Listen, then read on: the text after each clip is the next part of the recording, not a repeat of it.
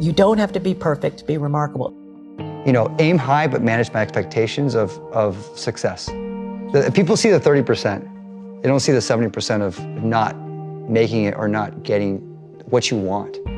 And the interesting thing is that when you are honorable to achievement, the wealth and that kind of thing comes automatically. My story is all about agility and being able to be flexible. The 5-year, 10-year plan that most CEOs ask, my plan has always been kind of unhinged. It's just like I go where my passion leads me and I feel free. Performance mattered, not fame, not money. How well did you do at something is what mattered.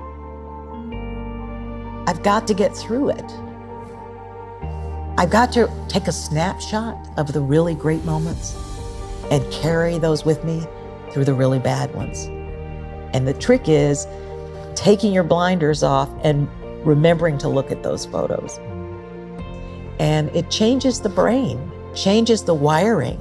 And I try to breathe. Breathing changes the wiring, but it's conscious. You have to just slow down. You have to cut out all the noise.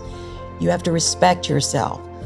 Young fans with a tattoo of Danny Zuko or Vincent Vega on their arm, and you say, this, somewhere I made a difference in their life. Was someone glad that you were alive?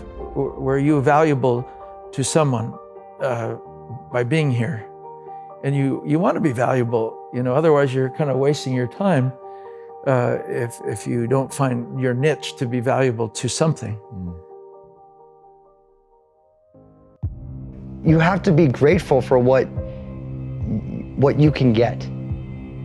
Plain and simple. Like, be grateful for what you have, because that's, like, we're lucky to even be here. I think it's that feeling to be just lucky to be on the stage playing in front of people, lucky to be sitting with you talking about this. It's just important for people to understand that complaining has no value. And if you complain about not having enough money, work more.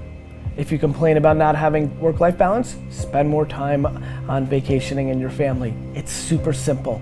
Let your actions dictate instead of sitting there and feeling like you're not in control. Poor people say, I can't afford it, I can't do that, I don't have time. It's an escape, you know what I mean? It's easy to say I can't afford it. Oh, I'm too tired. Oh, I can't go to the gym. You know, when you could go to the gym, but no, I can't. Truth is, I'm just too lazy to go to the gym. My first shows, I was playing for 5 people. Like, some of them didn't even want to be there, honestly.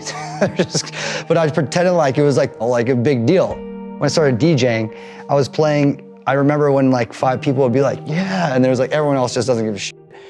I'm like, those are my 5 people.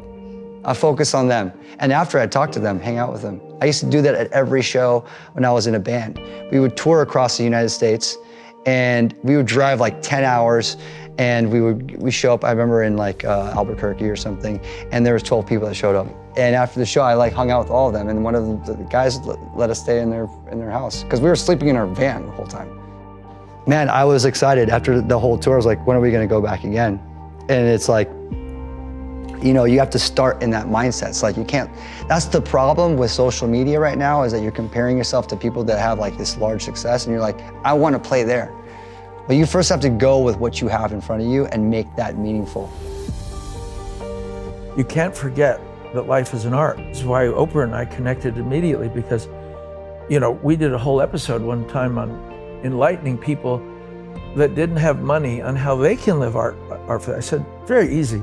I said, can the average fellow go to Walmart and afford it's like a tray?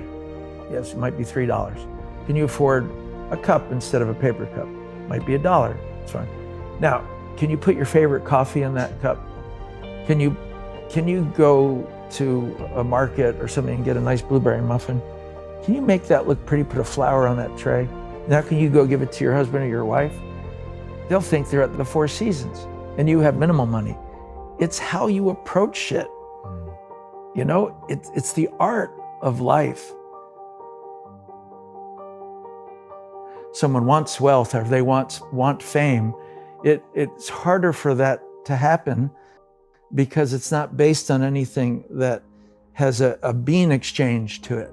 You know, I always say, if you want to be wealthy on just money, get into the money business, investments, banking, you know. But if you're in the arts, I would do it for art's sake first, and then hopefully others will follow, but not make it a prerequisite, but just keep doing the right thing and the good.